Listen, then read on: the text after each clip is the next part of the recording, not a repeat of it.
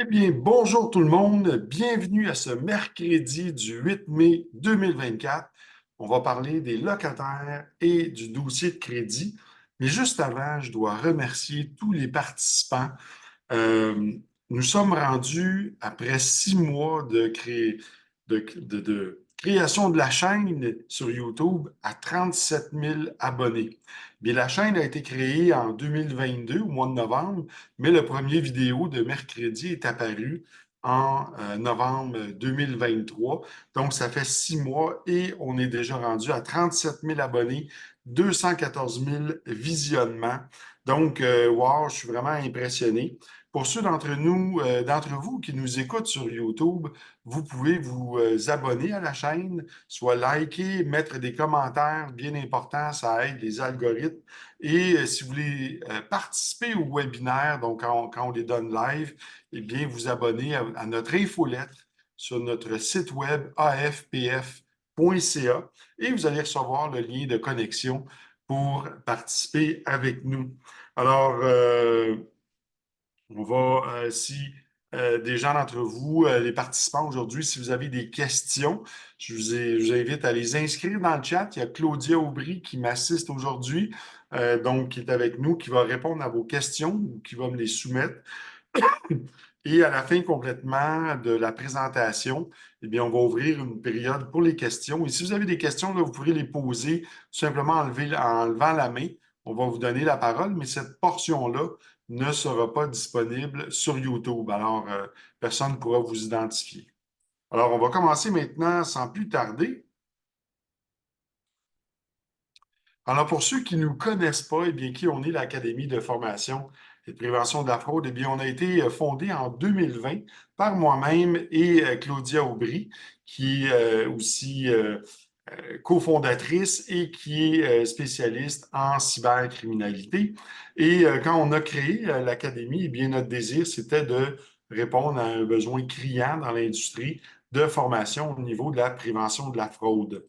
D'ailleurs, notre mission, c'est d'outiller les professionnels, les entreprises et le grand public à mieux faire face aux cas d'augmentation de fraude au Québec.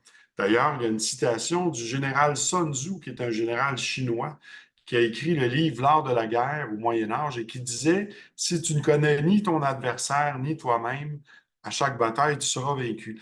Alors, si vous ne connaissez pas comment les fraudeurs vont venir à vous, eh bien, à chaque fois, vous allez vous faire prendre dans leur filet.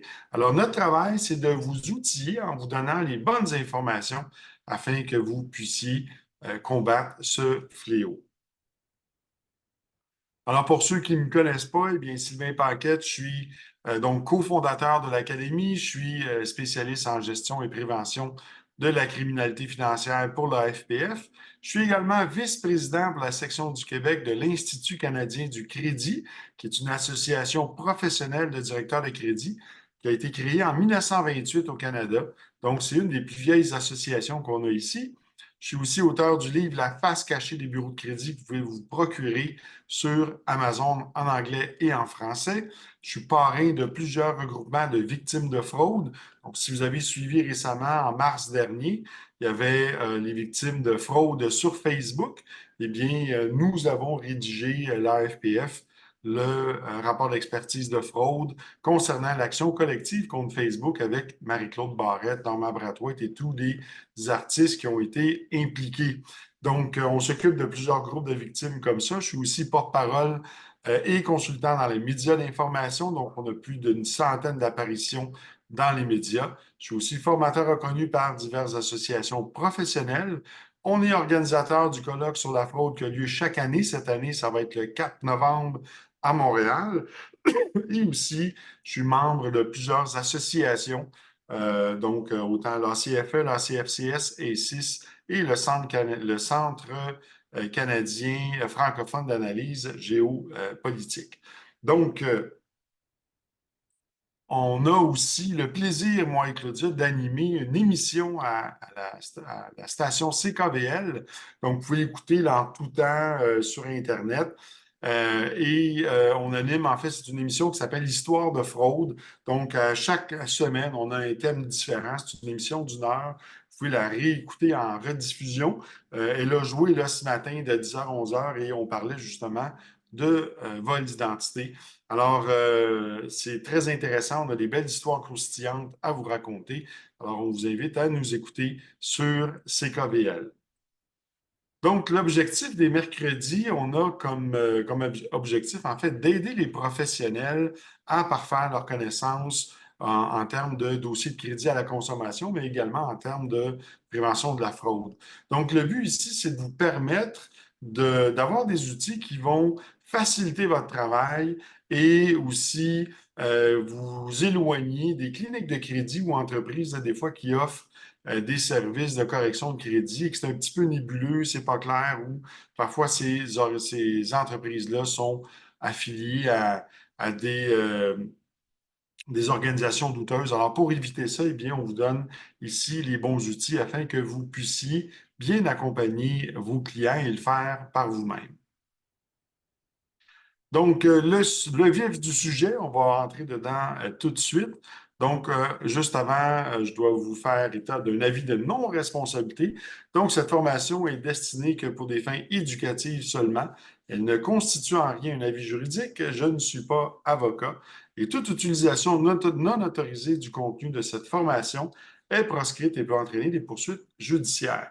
La FPF et ses partenaires se dégagent de toute responsabilité quant à l'information que vous aurez apprise dans cette formation et l'usage que vous en ferez. Donc, ce qu'on va voir aujourd'hui, la définition, qu'est-ce qu'un locataire? Un locataire, on va voir au niveau de la protection des renseignements personnels, les risques potentiels pour un locataire, l'analyse de solvabilité, les facteurs à considérer, portrait d'un mauvais payeur malhonnête, le recouvrement, les fraudes et les nouvelles lois à venir là, concernant le report des loyers là, sur les dossiers de crédit. Alors, dans la section 1, au niveau des définitions, eh bien, qu'est-ce qu'un locataire? Eh bien, c'est simple, hein, c'est la personne qui loue un logement à un locataire. Donc, en vertu du Code civil, le terme locataire désigne généralement le propriétaire de l'immeuble où se situe un logement. Ensuite, le locataire, lui, c'est la personne qui loue un logement, donc d'un locataire, et généralement propriétaire de l'immeuble où se situe le logement. Maintenant, chacune des parties ont des obligations. Si on parle en termes de locataire, eh bien, ce dernier doit fournir un logement en bon état, propre et habitable, doit lui procurer la jouissance paisible pendant toute la durée du bail, donc pouvoir utiliser le logement sans être dérangé de manière démesurée, lui garantir que le logement peut servir à l'usage pour lequel il est loué et l'entretenir à cette fin pendant toute la durée du bail, faire toutes les réparations nécessaires au logement, donc à l'exception des menus réparations d'entretien, et ne pas changer la forme ou la destination du logement, par exemple le transformer en immeuble résidentiel, en immeuble commercial ou ainsi de suite. Donc ça, c'est les obligations du locataire. Maintenant, les obligations du locataire, bien, c'est payer au moment convenu dans le bail le loyer exigé, utiliser le logement avec prudence et d'une façon responsable, effectuer des petites réparations qui s'imposent, ne pas changer la forme ou la destination, donc l'utilisation du logement, remettre le logement dans l'état où il était comme on l'a reçu et ne pas troubler la tranquillité des autres locataires. On dit que la liberté des uns finit où celle des autres commence, donc c'est bien important de ne pas envahir les voisins. Maintenant, il y a quelqu'un qui s'occupe de les relations entre locataires et locataires. Et ici, on parle du tribunal administratif du logement. Donc, c'est un organisme du gouvernement qui régit les relations entre les propriétaires et les locataires. Donc, l'Institut a été nommé Régie du logement avant le 31 août 2020. C'est devenu le TAL depuis ce moment-là. Maintenant, au niveau de la protection des renseignements personnels, il y a certaines choses importantes à savoir, c'est-à-dire que le propriétaire peut demander certains renseignements pour établir l'identité du futur locataire. Mais ce que dit la loi, c'est qu'en fait, le propriétaire ne peut demander que le nom et l'adresse complète du locataire. Il peut lui demander une pièce d'identité pour s'identifier, mais ne peut pas toutefois n'en garder une copie au dossier du locataire. Donc, c'est assez limité comme confirmation d'identité.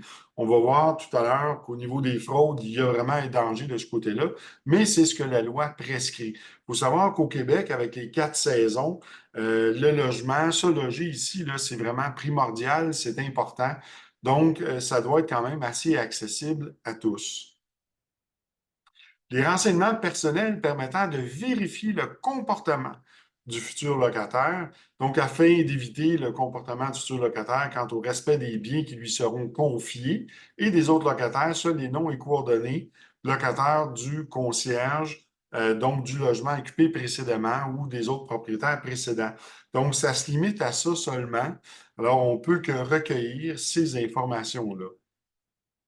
Maintenant, les renseignements personnels permettant d'établir les habitudes de paiement du futur locataire, bien, il y a d'abord, le locataire peut, avec le consentement de ce dernier, recueillir des informations auprès des propriétaires antérieurs.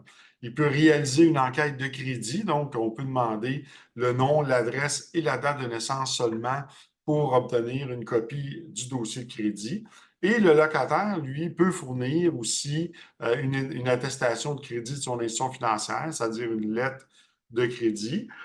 Il peut fournir aussi une lettre de recommandation d'un locataire précédent ou tout autre document attestant que ses obligations sont à jour. Et il peut fournir aussi une copie de son dossier de crédit, mais c'est un petit peu risqué puisque ça peut être facilement falsifié. Donc, il est plutôt recommandé à ce moment-là d'obtenir une copie du bureau de crédit à travers une firme spécialisée. Donc, les risques potentiels pour un locataire, eh bien, vous allez voir qu'il y en a plusieurs. D'abord, il faut savoir que il y a des bons payeurs, il y a des mauvais payeurs, puis il y a des mauvais payeurs malhonnêtes. Des mauvais payeurs, c'est pas nécessairement tout le monde qui vont rentrer dans cette classe-là. Ça peut être des gens qui ont subi, par exemple, de la maladie, de la perte d'emploi. Ça fait pas d'eux des mauvais clients comme tels ou des mauvais locataires, pardon. Ça peut être une situation temporaire qui arrive dans la vie, mais il y a aussi des mauvais payeurs malhonnêtes et c'est ceux-là qu'on évite d'avoir le moins possible dans les immeubles. Donc, il y a certaines choses que les propriétaires doivent tenir compte dans les risques potentiels et c'est ce qu'on va présenter ici. Donc, de tomber, par exemple, sur un locataire qui serait un membre du crime organisé, donc qui ferait de l'activité criminelle à même le logement. Quelqu'un, par exemple, qui n'a jamais payé ses propriétaires précédents, endommage les immeubles où il a précédemment habité, donc il a arraché toutes les portes d'armoire, les tapis, les murs. On a vu des cas comme ça dans les médias. Fait l'objet d'un mandat d'arrestation. Évidemment, quand le locataire va s'en aller en prison, il n'y aura personne pour payer le loyer ou sinon il y a euh, quelqu'un d'autre qui va venir habiter le logement que lui n'est pas sur le bail et que vous n'avez pas fait d'enquête de crédit. Donc, ça fait partie des risques. Fait pousser du cannabis, souvent des substances illicites. Donc, imaginez si, ils transforment le logement en laboratoire de drogue clandestin. Il y a des matières explosives qui peuvent se retrouver là. Ça peut être dangereux.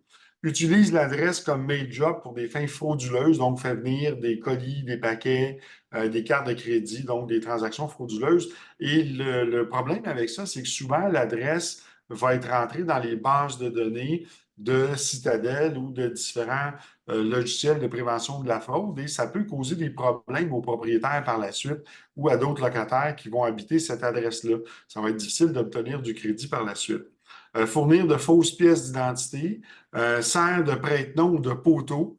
Ça s'est déjà vu, là, donc quelqu'un qui se présente, qui dit c'est moi qui viens louer, mais finalement, c'est pas lui qui habite l'appartement, c'est quelqu'un d'autre.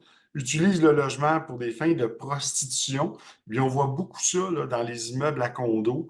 Il y a eu un phénomène en 2020 quand il y a eu les confinements, eh bien, le crime organisé s'est retourné vers les immeubles à condos, soit pour acheter ou même louer des condos. Et dans le cas où ils ont acheté des condos, ils ont infiltré les syndicats de copropriété, souvent avant même qu'ils soient constitués, donc dans les immeubles neufs, et tout ça pour opérer plusieurs unités dans un immeuble où il y a de la prostitution, de la pornographie juvénile, de la vente de stupéfiants et des activités criminelles.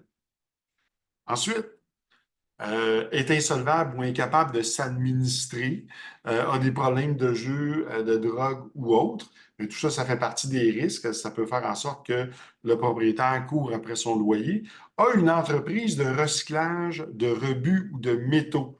Bon, ça peut être un sérieux problème parce que si l'entreprise se trouve sur le terrain du logement, ben, le propriétaire peut se retrouver avec des tonnes de métaux ou de déchets ou de rebuts qui vont se retrouver sur son terrain et là, ça va causer des problèmes avec la municipalité. Prévoit opérer un club échangiste à l'issue du propriétaire. Et là, on ne parle pas d'échange d'informations, hein, on parle d'un autre mode d'échange. Et bien là, ça peut créer des problèmes. Souvent, on ne verra pas ça nécessairement dans des logements, mais souvent dans des propriétés qui sont louées, des propriétés luxueuses. Est un mauvais payeur chronique, souffre de silogomanie. Qu'est-ce que la silogomanie? Eh bien, c'est le fait de accumuler de façon obsessive des biens. Donc, on va voir, là, par exemple, des appartements qui sont remplis jusqu'au plafond de boîtes en toutes sortes et que le locataire habite dans un petit coin là, de 6 pieds par 6 pieds, puis c'est tout ce qu'il occupe comme espace. Tout le reste, c'est des matériaux de tout ça. Utilise l'adresse pour des fins de location court terme de type Airbnb. Comme un suicide ou un meurtre, ça c'est un petit peu dur à prédire. Usurpation, usurpe l'identité du propriétaire ou d'un ancien locataire pour commettre de la fraude, est un freeman on the land. Bon, qu'est-ce qu'un freeman on the land? C'est ce qu'on appelle un citoyen souverain. Dans les termes juridiques, ils sont appelés aussi des terroristes de papier. Donc, c'est des gens qui vivent à l'extérieur du système, qui ne payent pas d'impôts et qui vont payer comptant. Donc, il y a euh, souvent, ces gens-là, ben, le fait qu'ils payent comptant, ça fait l'affaire du propriétaire. Par contre, lorsque le propriétaire va tomber en conflit avec ce locataire-là, eh bien, il va se faire attaquer avec des documents juridiques de façon intempestive, de façon exagérée. Et souvent, ces gens-là sont aussi inscrits sur le registre des plaideurs vexatoires auprès de Justice Québec. Donc, c'est des cas problèmes, donc c'est à y penser deux fois ou est membre d'une organisation terroriste. Donc, vous ne voulez pas ça dans votre logement, vous ne voulez pas que la personne entrepose ou organise des attentats terroristes dans vos logements, à partir de vos logements. Donc, tout ça, ça fait partie des risques qu'un locataire doit prendre en considération lorsqu'il loue un immeuble. Maintenant, les impacts de ça, eh bien, ça peut affecter la valeur de l'immeuble pour la revente. Ça lève un drapeau sur la gestion et la qualité des locataires. Ça crée des problèmes avec les services de police et la municipalité. Ça crée des conflits aussi entre les locataires à gérer. Des plaintes des autres locataires contre le locataire récalcitrant. Problèmes avec le voisinage, dommages physiques à l'immeuble et perte de revenus. Donc, la gestion d'avoir de bons locataires, c'est vraiment important dans l'acquisition d'un immeuble. Maintenant, on va voir l'analyse de solvabilité au niveau d'un locataire. Donc, il y a des questions que le locataire doit poser au futur locataire. Donc, par exemple, comme qu'est-ce que je trouverai sur vous lorsque je ferai enquête sur vous? Avez-vous un bon dossier de crédit? Pourquoi voulez-vous cet appartement? Pourquoi vous déménagez? Avez-vous des animaux? Êtes-vous celui qui va habiter les lieux? Quelles sont vos références passées? Toutes ces questions-là sont des questions importantes à poser. Je vois dans le chat qu'il y a quelqu'un qui me dit, qu'en est-il de la loi de cultiver du cannabis à des fins personnelles selon la loi Trudeau? Eh bien, il y a quelqu'un qui nous pose ça dans le chat. Eh bien, il y a, si je ne me trompe pas, au sens de la loi, il y a un certain nombre de plants qu'on peut posséder. Puis là, il y a des fins médicales à ça, mais on va voir plus loin aussi, il peut y avoir des règlements d'immeubles là, concernant le cannabis. Et si ça cause problème, puis ça vient envahir les voisins, ça peut, au niveau de l'odeur, ou bon, ça peut causer problème. Alors, l'importance de faire affaire avec une firme d'enquête. Donc, vous pouvez vous-même, en tant que propriétaire, d'immeubles, faire des enquêtes d'intégrité. On a même une formation qui vous montre en partie comment faire. Vous pouvez le faire par vous-même, mais vous pouvez aussi engager une firme qui va le faire pour vous et qu'eux vont aller fouiller beaucoup plus loin parce qu'ils ont l'expertise, ils ont aussi l'expérience de le faire. Donc, les firmes d'enquête, qu'est-ce qu'ils vont aller voir? Donc, ils vont faire de la recherche sur les moteurs de recherche, comme Google, par exemple, avec le nom de la personne ou son adresse actuelle, avec le mot fraude, police, arrestation, cannabis, et ainsi de suite. Donc, ça va permettre de voir si, à l'ancienne adresse, il est survenu quelque chose là, si, il y a eu, par exemple, si la personne a commis un crime puis que son nom apparaît dans les journaux, bien, vous allez peut-être vouloir le savoir. Donc, ça, c'est une première chose que ces entreprises-là vont en faire. Ils vont offrir aussi d'aller vérifier sur les médias sociaux. Donc, aller voir qu'est-ce qui est publié. Si, par exemple, le locataire dit au locataire qu'il n'y a pas de chien, mais que sur son profil Facebook, on voit des photos récentes avec deux pitbulls, bien là, à ce moment-là, le locataire peut poser plus de questions ou préciser sur le bail qui ne veut pas de chien, par exemple. Donc, il y a plusieurs raisons qu'on peut aller voir un profil comme ça pour justement se faire une idée de la personne et aussi euh, pas nécessairement faire du profilage, là, mais se donner une petite idée, toujours en fonction de mesurer le risque, hein. L'objectif, c'est ça. Donc, ces compagnies-là, ils vont aller fouiller les profils. Ils vont aussi faire affaire avec des compagnies comme PIPL.com. Eh bien, PIPL, qu'est-ce que c'est? Ce sont des compagnies d'enquête qui vont aller sur du OSINT. OSINT, ça veut dire c'est Open Source Intelligence. Donc, ils vont aller fouiller dans les bases de données terroristes, ils vont aller fouiller un petit peu partout et aller chercher de l'information pour valider l'identité, mais aussi vérifier là, qu'est-ce qui traîne au niveau de ces individus-là sur le net. Ils vont aussi faire des vérifications d'adresse. Certaines firmes vont l'offrir. Donc, s'assurer que l'adresse précédente qui a été fournie, c'est pas une boîte postale, hein, parce que souvent, le mauvais payeur qui fuit un logement, qui n'a pas payé, ne donnera pas les coordonnées du propriétaire. Il va donner une autre adresse avec un chum qui va confirmer. Tu sais, c'est malheureusement les stratagèmes qu'ils vont utiliser. Donc, pour ces fins-là, ces compagnies-là vont vérifier que l'adresse qui a été fournie est vraiment son adresse précédente et vont valider aussi auprès de, par exemple, Google Street View, vont aller vérifier et même aussi avec le service d'Equifax qui permet de confirmer l'adresse et l'identité de la personne. Donc, pourquoi les boîtes postales, pourquoi les fraudeurs utilisent ça ou les mauvais payeurs chroniques ou malhonnêtes? Eh bien, c'est que une boîte postale, ça laisse supposer que c'est une adresse. Il y a deux types de boîtes postales. Il y a des boîtes postales publiques qui vont être, par exemple, casier postal 31 515, succursale D, Montréal, Québec. Mais il va y avoir des boîtes postales privées, comme ceux offertes par UPS, qui vont être, par exemple, 1804, voir le Corbusier, appartement 120. Donc, ça laisse supposer que c'est un immeuble à appartement, alors que ce ne l'est pas du tout. Donc, il y a beaucoup d'entreprises qui vont offrir ce service-là. Ils vont valider l'information auprès des anciens propriétaires, donc ils ont des techniques pour appeler lorsqu'ils parlent à l'ancien propriétaire pour valider que c'est bien lui, que c'est bien la bonne personne, que c'est pas un chum. Ils vont même aller vérifier souvent aussi au registre foncier pour voir si cette personne-là est bien le propriétaire de l'immeuble, de l'adresse ou le locataire qui fait une demande maintenant auprès du locataire, mais s'assurer que c'est bel et bien le vrai propriétaire, que c'est pas quelqu'un d'autre. Donc, ils vont même faire des recherches aussi au niveau du numéro de téléphone, s'assurer qu'ils parlent avec le propriétaire légitime. Ils vont aussi faire la validation du permis de conduire. Donc, ils vont, par exemple, prendre le numéro devant le locataire et appeler ça clic pour valider que le permis est valide. Parce qu'aujourd'hui, là, se procurer des faux permis de conduire, c'est très facile. On parle d'entre 25 et 200 dollars là, sur le web. Donc, c'est très facile d'obtenir des pièces d'identité falsifiées ou contrefaites. Donc, certaines firmes vont valider. Ils vont même utiliser aussi des logiciels qui vont valider la pièce d'identité. Ensuite, il va y avoir certaines firmes qui vont offrir aussi de l'analyse de recherche judiciaire, c'est-à-dire que, et ça, vous pouvez le faire vous-même aussi, vous pouvez aller sur CAMI Québec ou CAMI Canada.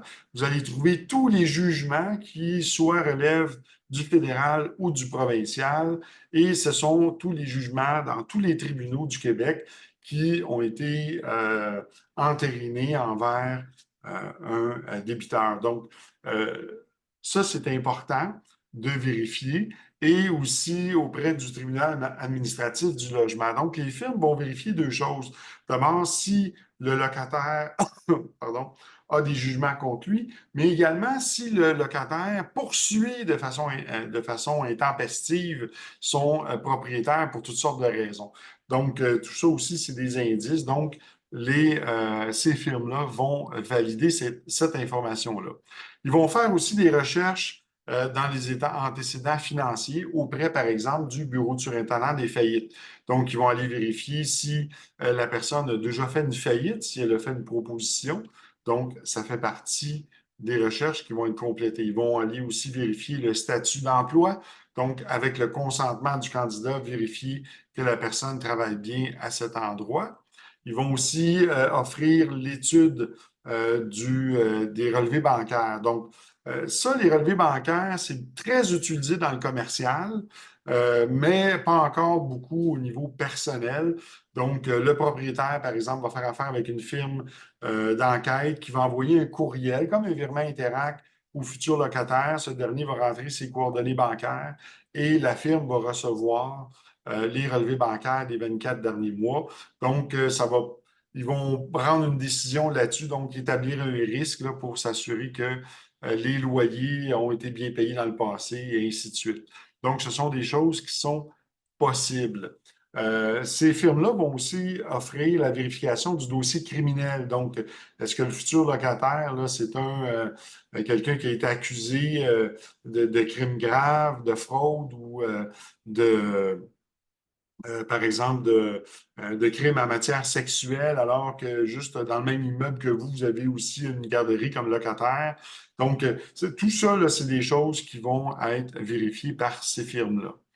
Certaines vont même aussi aller un petit peu plus loin. Ils vont aller auprès du RDPRM, donc qui est le registre des droits personnels réels et immobiliers. Ils vont aller voir si la personne ne fait pas l'objet, par exemple, d'un certificat de recouvrement de la part du ministère du Revenu. Pourquoi? Parce que le revenu vont saisir les comptes de banque et si les comptes de banque sont saisis, il y a des bonnes chances que vous ayez de la difficulté à vous faire payer.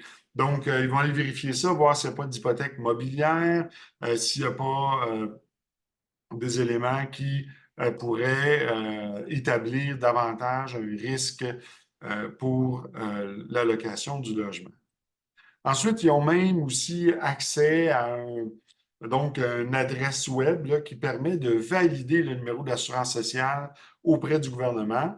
Donc, certaines firmes vont offrir ce service-là également lorsque le NAS est fourni et l'analyse sommaire du dossier de crédit, eh bien là, il y a un côté positif et un côté négatif et j'aimerais bien pouvoir l'éclaircir pour vous parce que souvent, ces firmes-là vont se baser uniquement sur le pointage pour établir un risque. Euh, il faut savoir qu'un dossier de crédit, il y a plusieurs façons de l'interpréter et il ne faut pas nécessairement se fier simplement au pointage parce qu'il peut y avoir des mauvais payeurs qui ont eu un problème, donc le pointage peut être affecté, ils ont eu un problème par le passé, mais ils se sont rétablis et il peut y avoir des mauvais payeurs chroniques. Généralement, ceux que les propriétaires d'immeubles ne veulent pas, ce sont les mauvais payeurs malhonnêtes, donc des gens là, qui vont habiter le logement, qui ne paieront jamais, puis qui vont trouver toutes sortes de stratagèmes pour contourner, puis habiter, puis causer des dommages, puis tout ça. Ces gens-là, des fois, on les retrouve dans certains médias, là, on parle d'eux. Mais c'est ceux-là qu'on ne veut pas. Et ça, c'est une infime petite partie de la population. Majoritairement, les gens sont quand même bons. Je vais vous présenter ici vraiment une analyse du dossier de crédit, comment vraiment le regarder. Parce que ces firmes-là ne vont pas nécessairement le regarder du même point de vue que je vais vous présenter. Donc, les facteurs à considérer lorsqu'on va établir un risque pour un futur locataire, eh bien, d'abord, si on se base ici sur le tableau de risque à la consommation, ça, c'est un tableau qui vient d'Equifax et qui détermine le risque en fonction du pointage. Donc, ici, là, si on regarde en haut vis-à-vis les codes d'industrie, on voit BB, S et FC. Donc, c'est une code de risque ici qui est établie en fonction de prêts bancaires ou de prêts personnels ou de prêts à versement différés, là, comme des accordés ou des trucs comme ça. Donc, ici, on a un pointage, si on regarde à gauche, une zone de pointage de 400 à 900, de 300 à 900, pardon, et on se base ici sur le pointage FICO. Et à droite, on a complètement ici le ratio de bon mauvais payeur. Donc, quelqu'un qui a un excellent crédit, habituellement, va être dans les 800. Donc, si on regarde vis-à-vis 800, ce que ça veut dire, c'est qu'il y a un client sur 12 qui ne paiera pas bien. Donc, le risque n'est pas très élevé. Ça va être facile d'obtenir du crédit. Mais plus qu'on descend, lorsqu'on tombe entre 601 et 680 dans le jaune, eh bien, on tombe à 1 sur 6. Et là, on parle de 16 de risque. Donc, c'est dans ce range-là, généralement, que les institutions financières vont demander plus de conditions, donc des garanties supplémentaires, mise de fonds plus élevées, dépôt de garantie, ainsi de suite. Et en bas de 601, bien, on tombe dans le 1 sur 5, donc 20 de risque. Et généralement, les institutions financières n'iront pas là.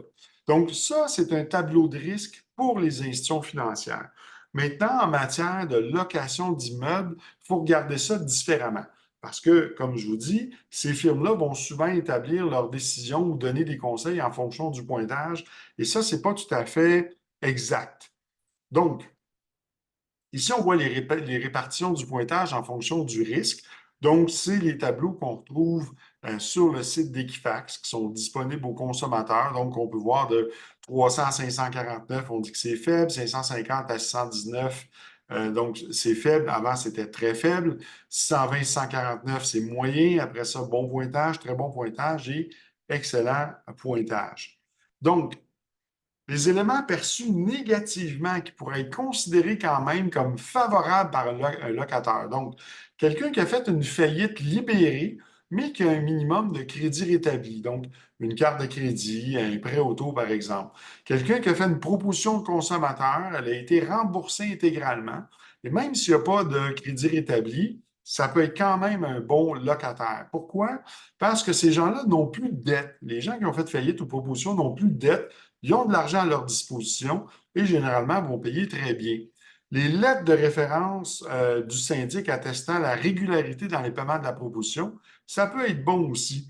Quelqu'un qui a eu un jugement sur son dossier de crédit et qui s'est inscrit, réglé ou satisfait, c'est-à-dire qu'il a payé en entier. Donc, ça, c'est quand même bon.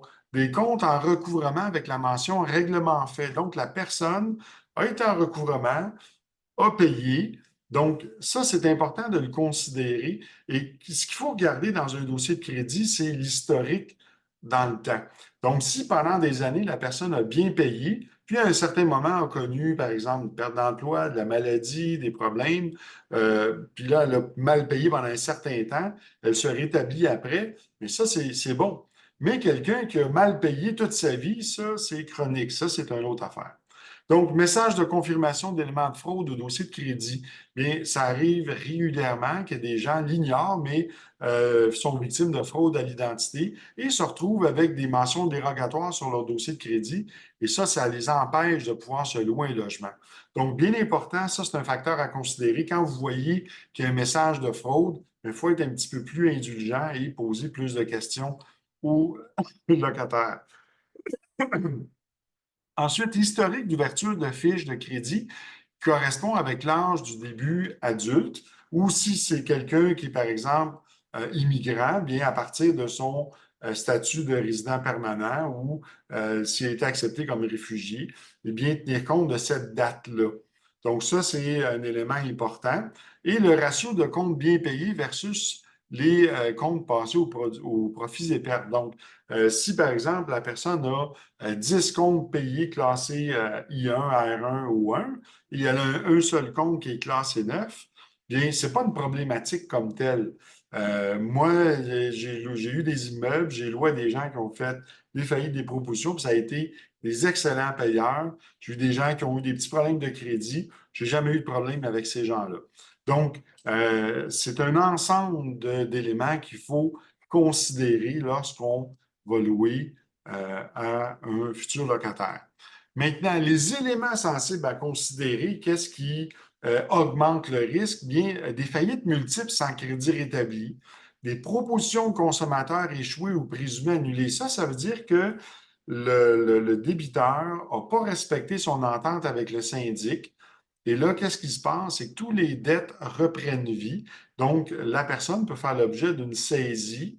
Et là, ben, s'il y a saisie dans l'immeuble, dans le logement, si vous avez fourni les électros, ben, vous allez devoir prouver que c'est à vous. S'il y a une saisie, vous allez devoir vous opposer à la saisie. Là, ça engage des frais juridiques et tout ça.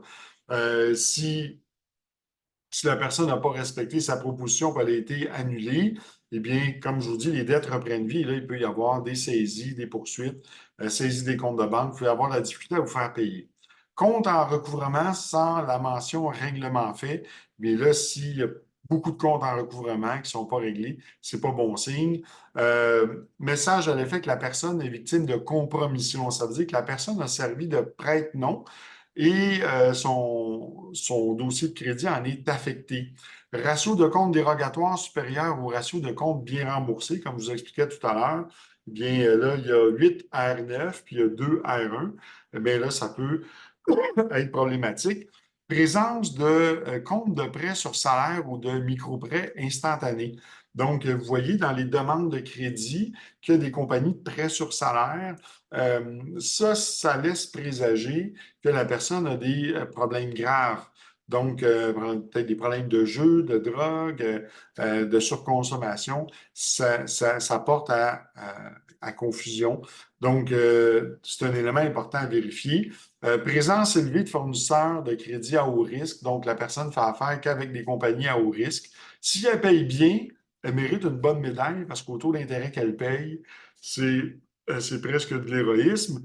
Mais si, par contre, c'est payé tout croche, ça peut être problématique.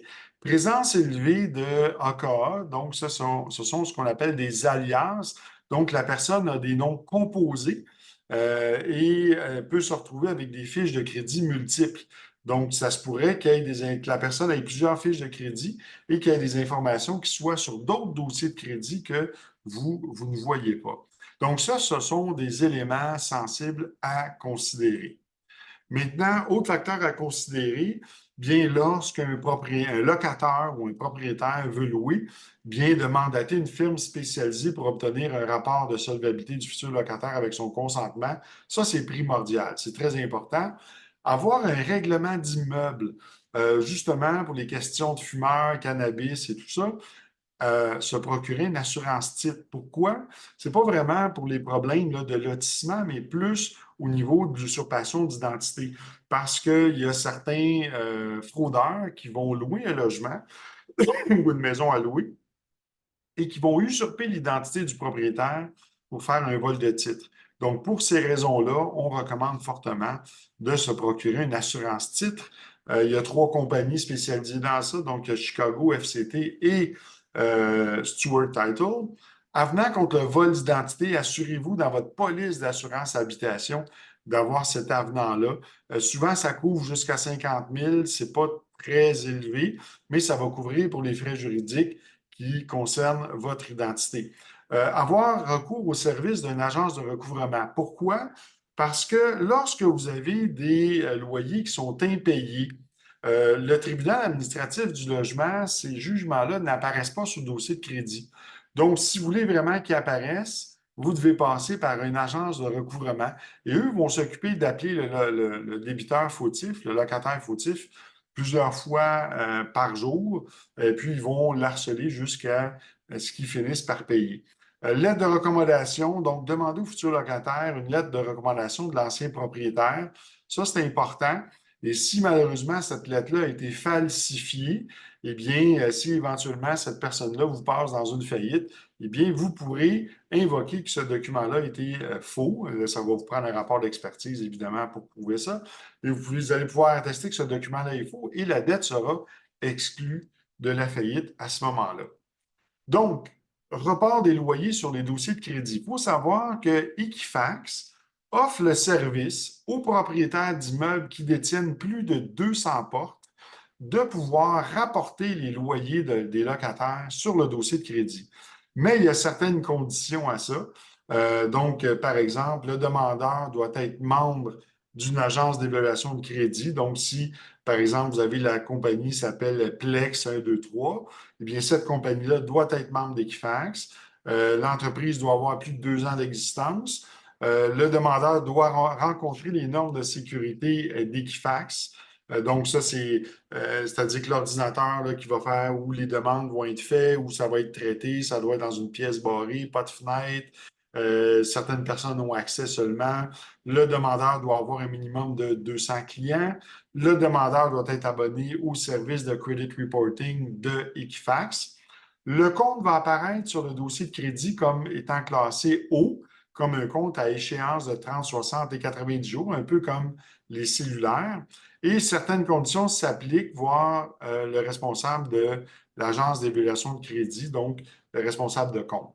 Alors oui, c'est possible. Maintenant, il y a des nouvelles choses qui s'en viennent qu'on va parler dans pas très long. Maintenant, on va voir le portrait d'un mauvais payeur malhonnête. Comme j'expliquais tout à l'heure, il y a des mauvais payeurs qui, malgré eux, ça vient de circonstances qui sont hors de leur contrôle. Ça, c'est correct. On peut leur louer quand même, on peut mesurer le risque et déterminer à leur louer. Mais par contre, quand c'est un mauvais payeur malhonnête, là, c'est une autre paire de manches. Donc, on va voir quelques indices pour les identifier, ces mauvais payeurs-là. Bien souvent, ils vont utiliser des mules pour se dissimuler, c'est-à-dire qu'ils vont envoyer quelqu'un visiter, signer le bail, mais c'est pas eux que vous allez voir. Des fois, c'est leur conjointe ou leur conjoint qui vont faire toute la démarche, puis eux vont apparaître dans le portrait à un certain moment. En fait, quand ça va être la journée du déménagement. C'est quelqu'un, quand vous l'écoutez parler, qui a toujours été victime des autres. C'est jamais de sa faute. Il s'est fait avoir par un, par l'autre. C'est toujours la faute des anciens propriétaires. C'est quelqu'un qui est un habile manipulateur. Il dit qu'il paye tout comptant. C'est quelqu'un qui est pressé de signer le bail. Vite, vite, vite, ça presse. Il faut que je signe vendredi. Il insiste pour payer des mois d'avance. Ça, c'est un signe. Son dossier de crédit est irrécupérable ou nébuleux. Puis, il possède rien à son nom. L'auto pas son nom, le bail pas son nom, il n'y a rien à son nom. Donc, ça, c'est quelques indices. D'autres indices, c'est quelqu'un qui ne paye pas ses taxes et ses impôts, généralement.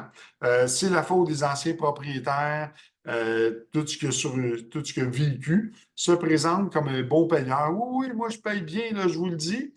Ces histoires sont un peu tirées par les cheveux quand vous leur demandez qu'est-ce qui s'est passé dans le passé, pourquoi ils quittent ah, ben là, ils vous content l'histoire, mais ça a l'air un peu invraisemblable. Son rythme de vie est au-dessus de ses moyens. Tu sais, il y a une grosse voiture luxueuse, les bling-bling, les grosses bagues en or, puis là, tu sais, ça semble nébuleux. Il utilise des sociétés écrans pour se protéger. Donc, il fonctionne avec des compagnies à numéros, des compagnies même souvent qui sont dans d'autres provinces ou d'autres pays. Et lorsque vous allez parler avec lui, bien, il va prôner les valeurs que les mêmes valeurs que vous. Donc, si vous aimez le hockey, il aime le hockey. Vous allez à l'église le dimanche, lui-ci, il va à l'église. Donc, il va trouver votre faille pour être capable de vous manipuler. Donc, le mauvais payeur malhonnête, c'est à ça qu'il ressemble. Mais son modus operandi, c'est simple, c'est quelqu'un qui va chercher un proprio qui ne fait pas d'enquête de solvabilité. Souvent, ils vont fournir des pièces d'identité qui sont falsifiées, va donner une variance de son nom et prénom. Ça, c'est des choses que l'on voit. Tu sais, il s'appelle, un exemple, John, je ne sais pas, Moscato, Giovanni Moscato. Ben là, il va donner John. Ou, mettons, il s'appelle, je ne sais pas, Robert Tremblay. Ben là, il va donner Bob Tremblay. Donc, ils vont donner des variances de leur nom comme ça pour que si vous faites des recherches, que vous ne trouvez rien. Donc, c'est des gens aussi qui vont se servir de leurs amis comme complices, soit pour confirmer les adresses, donc les anciens logements, ou ainsi de suite, confirmer des emplois. Ils vont souvent avoir un gros chien pour se protéger. Ça, là, c'est quelque chose de commun que plusieurs propriétaires avec qui j'ai discuté ont vu. Dans ces phénomènes-là, ces chiens-là vont justement avoir un gros chien pour empêcher le propriétaire de rentrer dans le logement puis découvrir qu'est-ce qui peut se passer comme activité là. Donc, ça, c'est commun. Donc, ils vont envoyer une brebis pour la location. Généralement, ça va être une conjointe ou un membre de la famille ou un ami. Ils vont fournir une fausse adresse antérieure, puis c'est des gens qui parlent fort et qui ont une forte personnalité.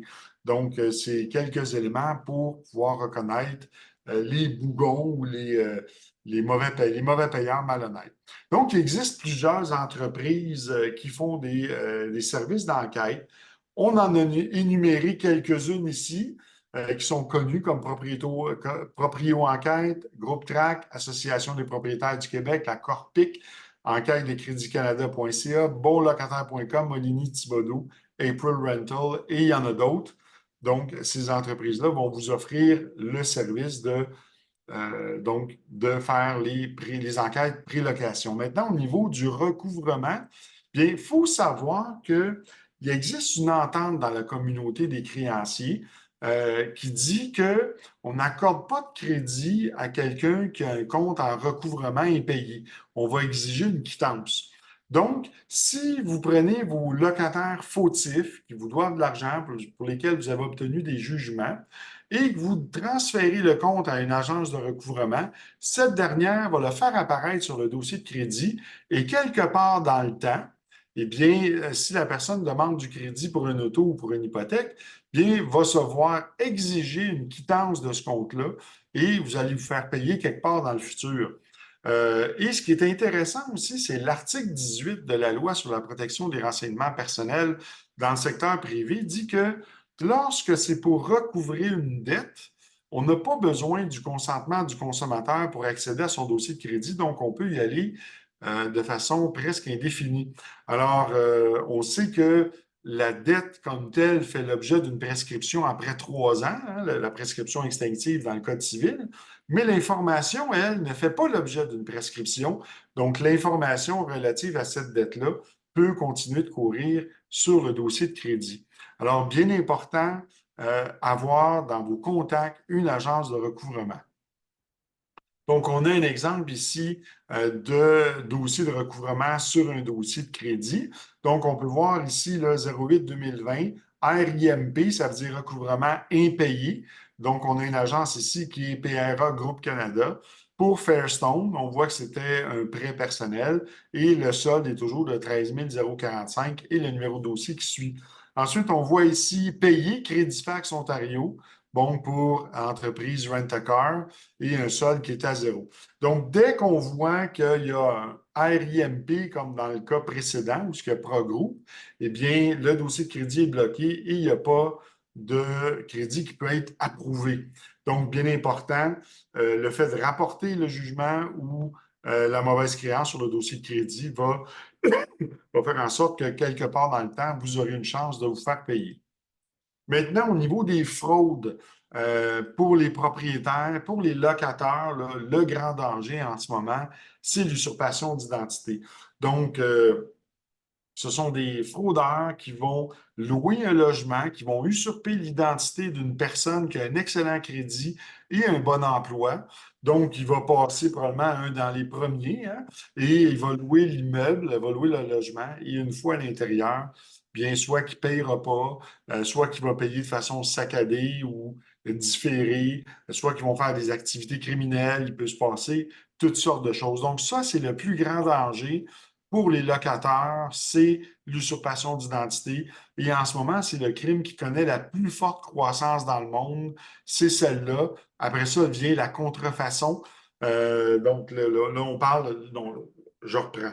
Dans le monde, là, c'est la contrefaçon, la vente de stupéfiants et le trafic humain. Ça, c'est le top 3. Mais ensuite, dans les fraudes, il y a, au niveau des fraudes, c'est le vol d'identité. Donc, il faut vraiment être prudent. Si vous pouvez utiliser des moyens pour valider l'identité, là, c'est important. Maintenant, du côté des locataires, maintenant, c'est les faux appartements à louer. Ça, c'est le plus gros risque. J'ai une amie qui s'appelle Geneviève et qui a des immeubles. Et il y a 2 semaines, elle me disait, Sylvain, j'ai mis un logement à louer sur Marketplace. J'ai reçu 800 demandes de visite. Alors, imaginez, un fraudeur peut facilement mettre des photos, un faux appartement ou une maison qui est à vendre, qui annonce à louer. Et ces gens-là vont demander un dépôt pour la visite. Ils vont dire, ah ben là, moi, j'habite en Abitibi, il faut descendre à Montréal te faire visiter, donc je vais demander un dépôt de sécurité. Ou, face à la crise du logement, vont tout simplement dire, bien, donnez un dépôt, puis on va vous le réserver tout de suite. Les gens donnent un dépôt, mais en fait, c'est frauduleux. Donc, ça va être fait soit par virement Interac, par Western Union ou par MoneyGram. Donc, ils vont exiger des transferts. Souvent, c'est dans des comptes de banque de mules. Donc, qu'est-ce qu'une mule? C'est une personne euh, qui va servir là, qui va se compromettre auprès de fraudeurs pour prêter son compte de banque pour des fins frauduleuses. Oui, ça existe. Il y a des étudiants qui font ça. Mais les fraudeurs vont aussi également, par exemple, ouvrir des comptes de banque avec des identités usurpées ou des fausses identités, puis vont transiter l'argent à travers ces comptes-là. Donc, au niveau des nouvelles lois à venir, eh bien, le 27 mars dernier, le gouvernement Trudeau a annoncé des nouvelles règles avec le budget fédéral. Et dans ça, il a parlé, entre autres, qu'il y aurait un fonds de recours juridique pour les locataires de 15 millions. Donc, ce fonds-là va servir principalement à financer des organismes qui vont défendre les locataires face, par exemple, aux augmentations de loyers abusives ou aux fameuses rénovictions. Ensuite, il est question d'adopter une charte canadienne des droits des locataires. Alors, on ne sait pas encore qu'est-ce qui va se ressurgir de ça, qu'est-ce qu'il va y avoir. Et il y a la question de reporter les loyers au dossier de crédit. Donc, ça peut avoir un bon côté, mais aussi un mauvais côté. Et ce que je veux apporter sur ce point-là, c'est qu'en ce moment, les loyers ne sont pas rapportés sur les dossiers de crédit. Et ben, ils sont rapportés si, évidemment, un propriétaire a plus de 200 portes. Mais là, la façon que ça serait fait, c'est que le locataire pourrait lui-même, à travers des compagnies comme Borrowell, par exemple, rapporter son loyer. Et là, ça serait rapporté de façon volontaire par le locataire lui-même. Donc, c'est un petit peu nébuleux. C'est pas encore déterminé comment ça va se faire. Il y a plusieurs projets qui sont en cours. On va vous revenir là-dessus. Mais je peux vous dire qu'un propriétaire de 200 portes, lui, peut rapporter sur des comptes hauts. Maintenant, des pistes de solutions possibles pour les propriétaires d'immeubles, bien, pour avoir discuté avec plusieurs propriétaires, certains disent, ben, écoutez, si on rendrait les créances de loyer, on leur donnerait le statut de créance privilégiée, un peu comme les frais mortuaires, les frais de salon mortuaire, les taxes municipales, certains types de créances qui sont privilégiées, eh bien, ça ferait en sorte que ça serait plus facile de récupérer. Évidemment, rapporter au dossier de crédit, c'est ce que la plupart des propriétaires ont soulevé. La validation d'identité par le biais de la technologie, la création d'un registre des baux, puis la création d'un registre des mauvais payeurs. Sauf qu'au niveau de la création d'un registre des mauvais payeurs, ça pourrait être discriminatoire. Donc, ça peut être considéré comme ça, mais c'est des choses que les propriétaires d'immeubles là, tentent à vouloir mettre en place. Les pistes de solutions possibles pour les locataires, bien, des régimes d'assurance en cas de perte d'emploi. On sait qu'aujourd'hui, avec le coût des loyers qui est rendu exorbitant, eh bien, lorsque quelqu'un perd son emploi avec l'assurance chômage, là, à 39 de son salaire assurable, là, ça va être difficile de pouvoir couvrir les frais de loyer ou va devoir négliger d'autres dettes à ce moment-là. Donc, peut-être d'avoir un régime d'assurance perte d'emploi pour les loyers, ça pourrait être quelque chose qui pourrait être intéressant. La validation par le biais de la technologie, eh bien, ça compliquerait le vol d'identité. Donc, ça pourrait être bénéfique pour les locataires. La création d'un registre des propriétaires récalcitrants. Donc, ceux là, qui ont des immeubles là, qui sont complètement délabrés, qui ne s'occupent pas de locataires, bien, tout ça, il pourrait y avoir un registre. Et évidemment, la création d'un registre des baux, ça permettrait, entre autres, ça réglerait aussi un problème au niveau hypothécaire où ce que on retrouve là, dans les demandes de crédit une très forte présence de bails falsifiés hein, pour gonfler les revenus pour des hypothèques. Donc, ça pourrait aussi faire l'affaire des banques là, qui auraient un registre des baux. Donc, on arrive à la conclusion. Donc, le prochain mercredi sera le 5 juin et notre sujet sera comment préparer le dossier de crédit en prévision de l'achat d'une propriété. Donc, ça sera un mercredi que vous pourrez utiliser pour vos clients, que vous pourrez leur envoyer. On va donner la démarche à suivre. Qu'est-ce qu'on doit vérifier dans le dossier de crédit? Qu'est-ce qu'on doit corriger? S'assurer de la cohérence des deux dossiers de crédit entre Equifax et TransUnion. Donc, on va donner la marche exacte à suivre. Alors, vous allez voir, c'est vraiment intéressant. On va révéler des nouvelles informations que vous avez peut-être jamais entendu parler. On va révéler ça ici dans le mercredi du 5 juin. Donc, on vous rappelle, si vous voulez vous former en termes de formation au niveau ou si vous êtes membre d'une association professionnelle et que vous voulez avoir des UFC, donc des unités de formation continue, on a certaines informations intéressantes pour vous, entre autres fraude hypothécaire et avis de cotisation. Donc, comment détecter les faux avis de cotisation. Ça peut être valide aussi pour des propriétaires. Quand le crime organisé veut vos condominiums, ça c'est très important. Si vous prévoyez acheter un condominium ou si vous, vous habitez un immeuble comme ça, eh bien, c'est important de connaître cette formation-là, savoir comment le crime organisé s'infiltre dans les syndicats de copropriété et les immeubles. Fraude et cybercriminalité qui est donnée par le général Gaston Côté, ex-brigadier général du Canada. Donc, si vous voulez vous mettre à jour sur toutes les tendances en matière de cybercriminalité. On a une formation aussi qui est en KYC, donc Know Your Clients, comment connaître son client, comment vérifier l'intégrité d'un partenaire immobilier qui donne 3 UFC. Donc, ça peut être le grand public qui la suit aussi, cette formation-là. Ça dit comment faire une investigation, une enquête d'intégrité sur un éventuel partenaire. Donc, ça peut être autant sur un membre de votre famille, ça peut être sur un associé, ça peut être sur donc, vous allez apprendre comment chercher dans les bases de données nationales de l'information qui permet d'établir l'intégrité d'une personne. Ensuite, comment authentifier un permis de conduire québécois, petite formation qui coûte 89 et qui vous montre tous les éléments de sécurité sur un permis de conduire, alors à ne pas manquer. Et pour ceux qui s'intéressent, on a notre super formation correction des dossiers de crédit, module 1, 2 et 3 qui donne 12 UFC et qui est une formation qui est accréditée par l'Autorité des marchés financiers en courtage hypothécaire et qui vous explique comment corriger un dossier de crédit en vertu de la loi sur la protection des renseignements personnels dans le secteur privé. Donc, c'est une méthode de correction avec recours et qui donne des résultats éloquents. Alors, je vous invite à visiter notre site web pour ceux qui veulent avoir plus d'informations. Maintenant, on arrive à la période de questions.